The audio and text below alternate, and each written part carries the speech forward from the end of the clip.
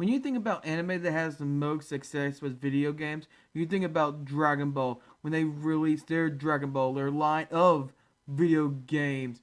When you think about Dragon Ball video games, you think about Dragon Ball Z Budokai Tenkaichi Kai 3 on the PlayStation 2. The PlayStation 2 days, right? But the forgotten and the most underrated out of all the Dragon Ball series video games is Dragon Ball Z Budokai 2. Budokai 2, it was ahead of its time. Relax, it was made in 2003. The game had great features with great fight transitions and great screen storytelling. And oh, let's not forget about Master Roshi spinning on a turtle shell during a black screen transition. Yeah, look at him go. I mean, really, look at him go. Talking about the features of Budokai 2, features that was underappreciated with the edit skill and Capsule Corp skill shops and the pretty good story mode. And let's not forget about the World Tournament mode. If you want to get really crazy, you can play as Hercule. I'm the champ. I see behind the smoke and mirrors. With the updated skill shop from Budokai 1, it makes you want to fight through the tournament in story mode just to get enough Zenny to unlock the skills and characters. And also, you can hear Bulma say something just like this. Next time you in here, buy something, okay? When you're just window shopping and you'd be like, hey, don't tell me what to do.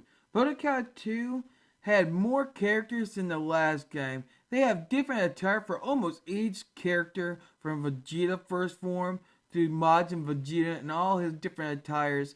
And the game even had Gohan that had this attire and his persona, the Great Saiyaman. If you play as Gohan as a Great Saiyaman, I'll give you a round of applause. You're that 1% of people that actually choose him as a character.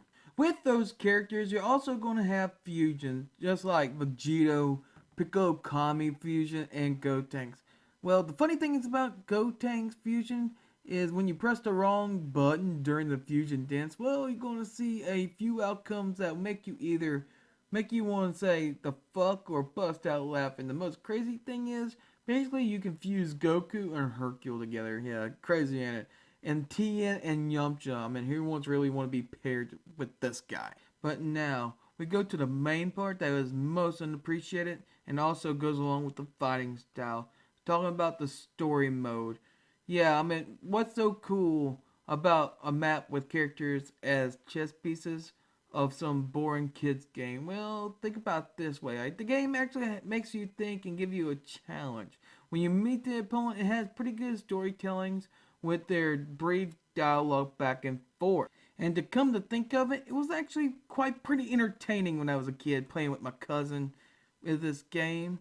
Yeah, it was good times. During the story mode and being the map and the chess pieces of the story mode, they actually had some cool features within the story mode, especially trying to find the Dragon Balls with a Dragon Radar and trying to gather them all the Dragon Balls for the end of the story mode to grant your wish. That's actually pretty cool, but also not only the Dragon Balls and the Dragon Radar, you can also pick up armor and unlock skills and also new characters when you beat a character, a villain, and you can actually play more than one character during the story mode. Now, with most games in the Dragon Ball series of being a video game, most of these games actually have fighting styles that's actually be flying around, do whatever you want, look whatever you want, do attacks while you're in the air and stuff. Well, this fighting style of this game was not the best, but it just got enough to make it good enough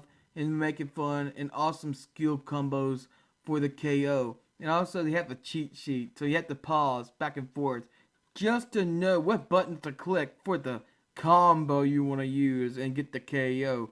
But when the story continues on and you get harder and harder opponents, and especially in the Cell Saga and the Boo arc, man, their keys are way up high. You're going to have purple and blue keys, and it takes forever just to knock them down to yellow. So that's a really good thing. It takes a while and actually a challenge to get them all the way down to even a green health bar, and their key is always unlimited and is always on max while you're trying to get it to max, or even a couple even pull off these special signature moves that your character actually pulls off. The main difference, and basically it's pretty noticeable between Budokai and Budokai 2, that Budokai stopped at their Cell Saga.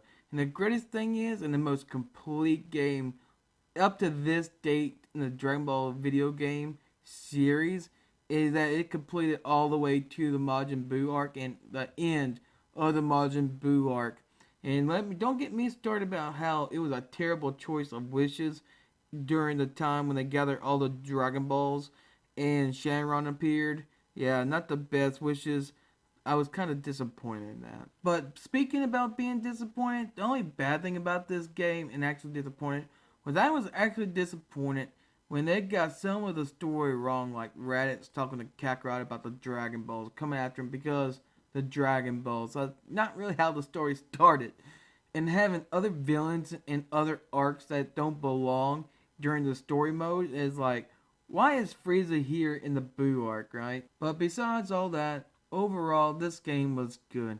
It made my childhood enjoyable, and it was one of the few games I actually totally remember playing the game and actually enjoyed it. But there's only one thing left to say.